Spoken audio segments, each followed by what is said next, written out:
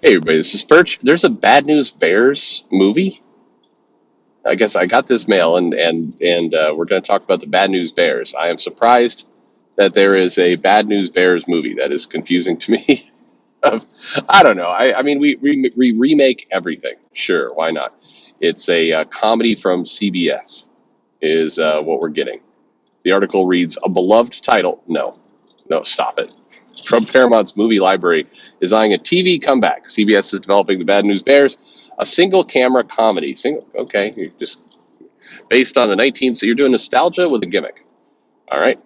Based on the 1976 movie, which starred Walter Matthau as an alcoholic ex-baseball player who becomes a coach for a youth baseball team of misfit players. Written by Corey Nickerson, Blackish, the new TV take from Aaron Kaplan's Capital Entertainment and Wendy Trilling's Trill TV, is rebooting the original premise. In the CBS version, a down on her luck divorced mom coaches a team of misfits in the cutthroat Little League.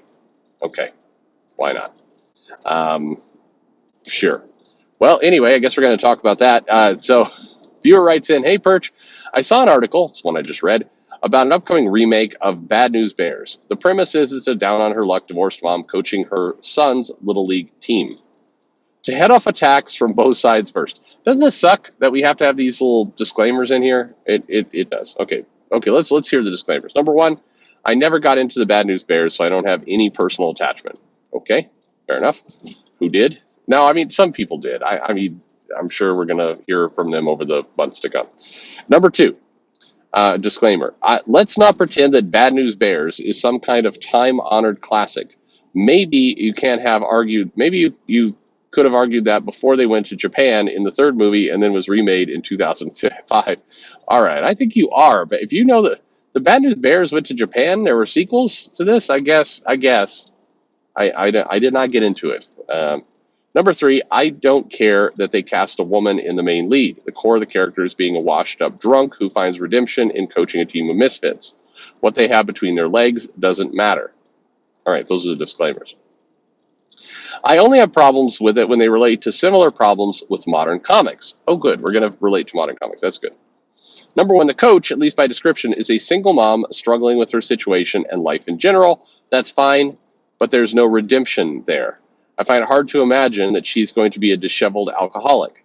I imagine few, if any, of her problems in life will have to do with her own decisions, other than presumably the guy she married. Yeah, okay, that's a great point.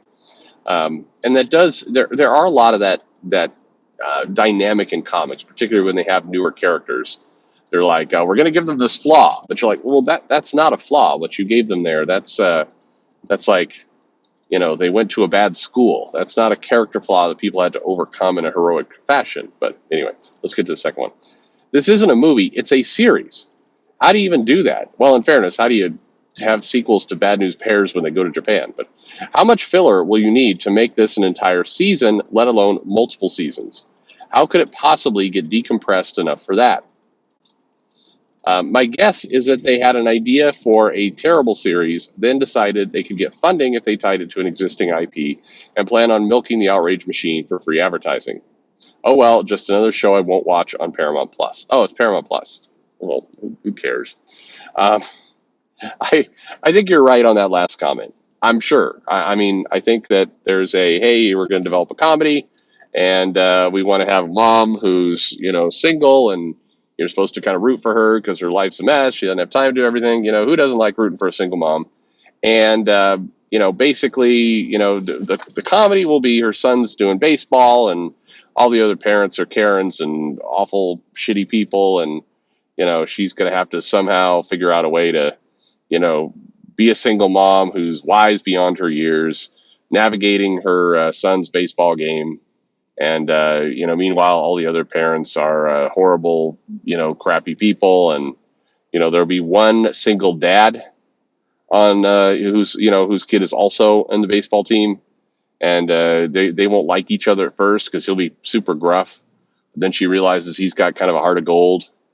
And then, he's going to do a little pitch hitting with her one night, and then they're going to have to hide from their kid, and that's the way it will go. Maybe if you're really playing with it, we find out that the dad's doesn't have a son, in the Little League, but a daughter, and the daughter's kind of a tomboy-ish kind of personality. Maybe she's mean to the but. Okay, anyway, yawn. Um, my wife and I were watching a series, Reboot. Is that what it was? No, not Re. Maybe it wasn't Reboot. Anyway, it's a Hulu show, and it starts Keenan Tom. No, who does this anyway? Johnny Knoxville's on it. In theory, it should have been a good show, and it started out good. It started out first episode, you get some boobs like right there, bam. But it quickly devolves into just a painful sitcom about making a sitcom, and it's very full of itself. I noped out. 4 episodes in, I'm like, all right, this is going nowhere. Um, I think the point about comics is a great one, which is, the idea of a redemption arc is a good one. The idea of characters having to struggle and then they overcome their weaknesses in ways that define them as a character, that showcase the greater hero inside of them. It's a great storytelling method, and it is like this show. And I agree completely with your premise. Um, there's this unwillingness to actually have those bad traits in people, unless typically, not just if they're white and male, but also older. If it's a young white male, you can't really do, you can't, and in many cases, when they write the bad traits, they write them to be absolutely irredeemable because they're just awful, awful people. So it's like, they wouldn't do a show or a comic where the character is kind of an alcoholic and has to overcome it. Or if they do, it's very easy to overcome it. If you look at Carol Danvers, she went through what Kurt Busiek did, the alcoholic angle in the Avengers, and she went to AA and she kind of overcame it. In theory, she's still she still should go to AA meetings and things now, but every now and then they'll write that into the comic, and it's always written kind of a, I have to keep paying attention to that, but you see no struggle. Like there's she's doing fine. If any kind of panels they do where they talk about it is washed away, is like long in the rearview mirror. She's got this. It doesn't matter. That weakness is long since gone. And although it would explain some of the writing lately, especially that crack about who cares about Wisconsin, she could, like, well, I was drinking that morning. Like, hell, why not? That'd be a great angle to do in the Avengers. Is Carol secretly slips off the wagon, and then she's like, when she's drunk, she's just mean. She's just murdering people, and the Avengers like, whoa, whoa, whoa, they have to take care of it. Anyway, no, nobody wants to see that. Well, maybe I won't speak for you. Anyway, today though, you have the problem of not really, a fault. The kind of thing that needs to be redeemed, that the comic will try and redeem, are things like, as I said, bad schools, bad upbringing. In like Riri Williams's case, self-imposed limitations. That's not something you get redemption over. And when they have characters that actually have faults, they tend to go super extreme with those faults. If you've got a villain, the villain is either kind of misunderstood, or the villain is like everything. Super alt-right Nazi Hitler monster, hates, super misogynist, kicks puppies, likes New Coke and the He-Man reboot, just every horrible trait all in one person.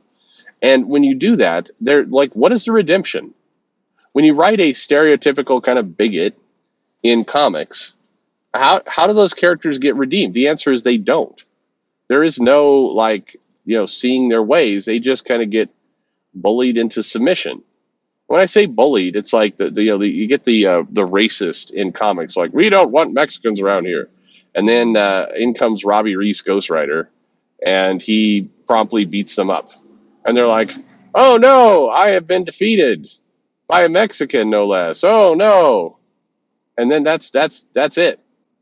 There's no there's nothing. So anyway, Who's watching the Bad News Bears? I mean, sure. I mean, everything is new again, right? We just recycle these properties until the end of time. But never, don't doubt a good redemption arc. A great redemption arc is great for comics. If definitely, it's a great storytelling approach that you can use. Anyway, let me know what you think in the comments below. Are you eagerly awaiting the launch of Bad News Bears, the series on Paramount Plus? Let me know in the comments below, and thanks for listening.